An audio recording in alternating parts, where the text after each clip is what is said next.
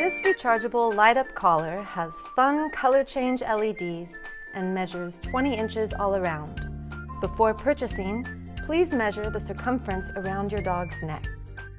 This blinky light tube can be made shorter for small dogs, plus for medium to large-sized dogs, it might be suitable to simply slide your LED collar right over their ears.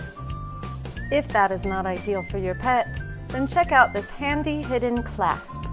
Remove the tight-fitting white cap marked with an arrow underneath. The other cap should stay in place. That's where the inner string light is connected. Next, look for the small sticker marked with a scissors image. This shows you where to cut when the lights are powered off.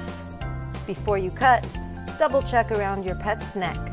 Measure accurately and carefully, for it is better to leave too much tube than not enough tube.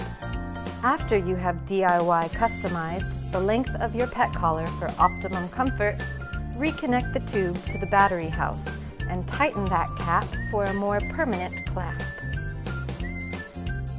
Give your light collar a full charge before its first use, and you'll be ready to walk and roll.